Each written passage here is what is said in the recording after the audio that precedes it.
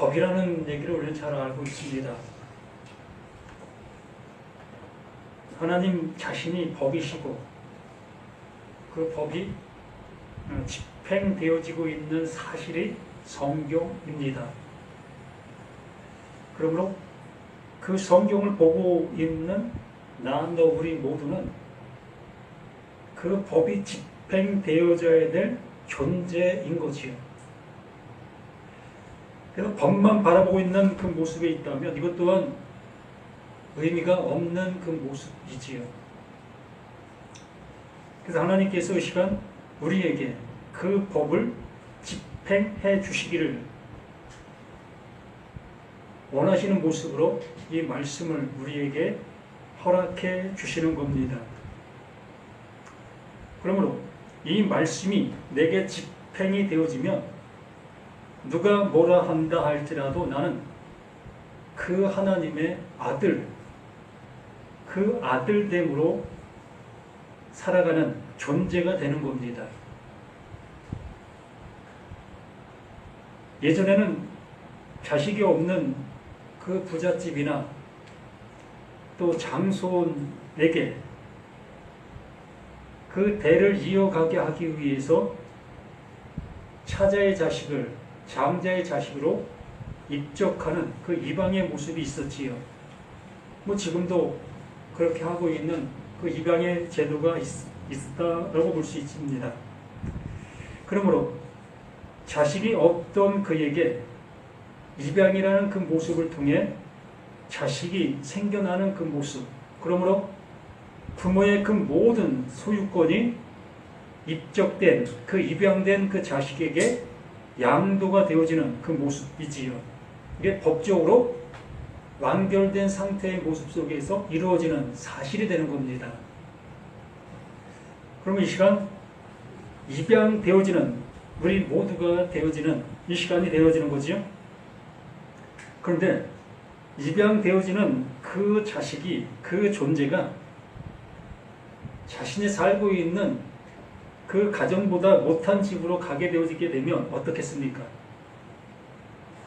가지 않으려고 발버둥 치게 되지 않겠습니까? 나 거기 안 가. 거기 가서 내가 왜 고생하고 밥도 제대로 못 먹는 그러한 곳으로 내가 안 가려고 떼를 쓰게 될 거지요. 그러나 현재 내가 지금 살아가는 가정 속에서는 늘상 배를 곤고 또한 내가 갖고 싶은 것도 갖지 못하는 그런 어려운 생활을 하고 있는 그 상태 속에서 나를 입양하게 하기 위해서 온 그 가정의 그 모든 형편을 내가 알게 되어지면 정말 그 집에 가서는 말 그대로 부귀와 영화를 누릴 수 있는 그 모습이 되어졌을 때에 부모랑 헤어지는 것은 섭섭하지만 그래도 가게 되는 그 모습을 보게 되어집니다. 이렇게 우리가 어느 곳으로 입양되어질 때에 현재보다 더 나은 모습이 되어져야만 기꺼이 갈 수 있는 우리 자신들의 모습이라는 거예요. 말 그대로 사람은 언제나 이기적인 그 모습을 할 수밖에 없는 우리 자신들의 모습인 거예요. 절대적으로 손해보는 그러한 모습으로 움직이지 않는 것이 이 육체를 가진 우리들의 모든 모습들인 겁니다. 그러면 오늘 말씀을 통해서 우리는 그 하나님이라는 그 전능하신 모든 것을 가지고 계시고 또 영원히 존재로 살으시는 그 하나님 앞에 입양되어지는 우리 자신이 되어지는 겁니다. 그래서 법이라고 말씀을 드리는 거예요. 이 법은 힘없는 자가 세운 것이 아니라 정말로 힘 있는 어느 누구도 당할 수 없는 그 전능자, 그 하나님이 세워놓으신 법인 겁니다. 그리고 힘없는 우리들이 좌우할 수 있는 것이 아니라는 거지요. 대한민국의 법과 미국의 법이 부딪힐 때에 어느 법이 더 강하겠습니까? 우리는 그러한 상황을 당해보지 않아서 모를 수 있습니다. 그러나 이론상 어떠한 그 실질적인 모습 속에서는 강한 나라의 법이 우선이 되는 겁니다. 그와 마찬가지로 우리의 생각 속에서 세워진 법이 있습니다. 우리 신앙생활하는 그 모든 과정들 속에서 어떠한 상태가 되어져야만 되어질 수 있다라는 그러한 법을 우리는 이 신앙 또한 교리 이러한 것들로 정해 놓았어요.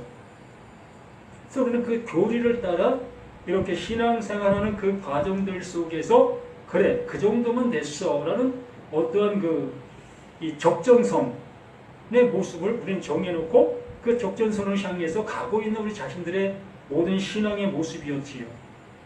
그런데 어느 순간 그 교리보다 더 능하신 사람이 세운 어떤 것보다도 능하신 그 하나님의 말씀이 내게 깨달음이 되어지고 알게 되어지는 그 순간 아 이게 법이야? 이렇게 하나님이 하시려고 하셨던 거야? 얘 모습이 되어지면서 교리의 그 모든 것들을 내팽개치고 그 하나님의 법, 그 법 안으로 내가 쑥 들어가는 그 모습이 되어지게 됩니다. 이것이 오늘 이 말씀을 통해서 우리에게 해주시는 그 하나님의 사랑이다라고 말씀을 드리는 겁니다. 영접하는 자, 곧 그 이름을 믿는 자들에게는 하나님의 자녀가 되는 권세를 주셨다. 분명히 이렇게 우리들에게 말씀해 주시고 있습니다. 이렇게 하나님께서 말씀해 주시는 그 모습이 이것이 나에게 어떻게 들리느냐에 따라서 좌우가 되는 거예요. 분명히 하나님이라는 존재가 똑같이 모든 사람에게 이 말을 하고 있는 겁니다. 알아듣든 알아듣지 못하든 대한민국이든 미국이든 아니면 북한 땅이든 어느 곳에든지 똑같이 이 말씀을 해주시는 거예요. 이게 법이다. 내 말은 법이야. 또한 내 말은 이름이야. 그 모습으로 이렇게 말씀해 주시는 그 하나님 그 모습인 거지요.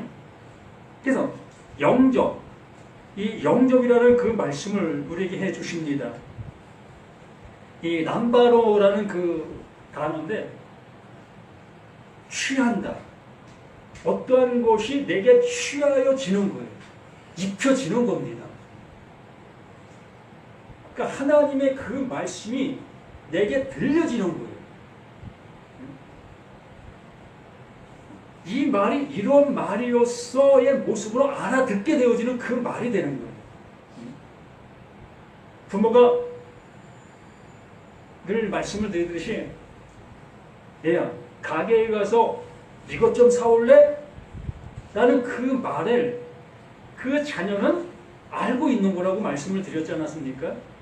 이것을 그 자녀는 부모가 콩나물 아니면 음료수 이러한 명목을 얘기하지 않아도 이미 알고 있는 그것 이게 람바노 취하게 되어진 그 상태를 얘기하는 거예요. 하나님의 말씀이 무엇을 말하는지를 알아듣게 된 상태가 영접, 람바노 취하게 됐다, 알아듣게 됐다 라는 그 의미를 갖는 겁니다. 이 한 말씀뿐만이 아니라 우리는 그 모든 말씀들을 듣게 되어졌을 때에 그 말씀하시고 있는 그 말의 의미를 알아듣는 그 상태를 얘기하는 것. 이걸 영접이다라고 우리나라로 말로 번역을 해놓은 겁니다. 우리도 그렇잖아요. 영접이라는 것은 모르는 사람을 영접하겠습니까? 문을 딱 열었는데 초인종이 울려서 문을 딱 열었는데 험상 굳은 사람이 서 있어. 그럼 어떻게 하겠습니까? 얼른 문 닫지요. 얼른 문 닫고 어떻게 찾아오셨습니까? 묻고 물어 확인해서 합당한 사람일 때 비로소 문을 열게 되어집니다. 그런데 초인종 눌렀어. 그 문을 열었어. 근데 너무 반가운 사람이야. 물을 필요 있습니까? 문 닫을 필요가 있습니까? 근데 활짝 열고 어서 들어오십시오. 어서 들어오세요. 라는 그 모습으로는 그를 반겨맞을 수 있게 되어지는 그 상태. 그걸 영접한다라고 얘기를 하는 거예요. 하나님의 말씀이 그 예수가 우리를 향해서 이렇게 오셨다는 겁니다. 이거를 주기 위해서 그 하나님 보내신 자, 그 빛으로 오신 그 예수가 이러한 자인 것을 내가 알게 되어, 야, 예수님이 나에게 이걸 주시려고 오신 분이야? 이걸 알게 해주시려고 오신 분이야? 어서 오세요. 어서 오세요. 이렇게 영접되어지는 그 상태를 람바노 되었다라고 얘기를 하는 겁니다. 받아들인 상태. 알게 되어진 상태. 요한복음 17장에서 말씀해 주신 그 말씀처럼 영생, 그 영생은 유일하신 참 하나님, 유일하신 참 하나님인 것을 알게 되는 겁니다. 그 유일하신 참 하나님께서 보내신 자, 그 하나님이 보내신 자, 그 예수를 아는 것, 그 예수를 왜 보내셔야만 됐는지, 그 예수를 우리 향해서 왜 보내셨는지 이걸 알게 되어진 그 모습이 곧 영접이 되어지게 되는 거예요. 우리는 이러한 상태, 이러한 모습으로 그 예수를 영접하게 되어지는 그 모습이 되는 겁니다. 제가 수없이 말씀한 그 모든 내용이 이러한 그 모습을 알게 되어졌을 때, 아, 그 예수, 아, 내가 영접하는 그 모습이 되어지고, 그게 영접이 된 거예요. 수없이 말씀을 드린 그 예수를 그 예수로 알아듣게 된 그 모습이 그게 영접이 되는 거예요.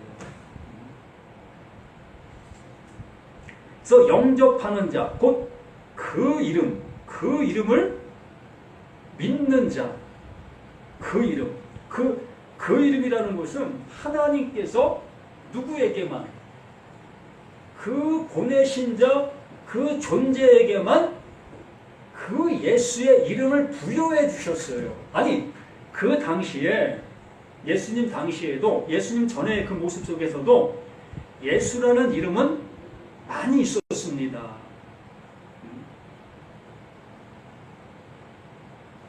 히브리어의 그 모습 속에서 그 예수라는 이름을 많은 사람들이 갖고 있었고, 헬라어의 그 이름을 가지고도 그 예수라는 이름을 많은 사람들이 갖고 있었어요.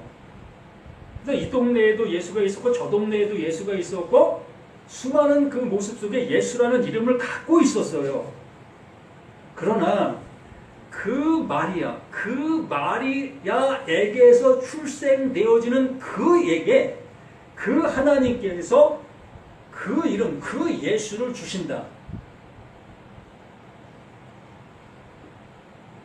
바로 우리를 그 죄에서 구원해 내주시기 위한 그 예수를 우리 가운데 보내주시는 그 이름, 그 이름을 그 예수에게 그 이름으로 주신 거예요.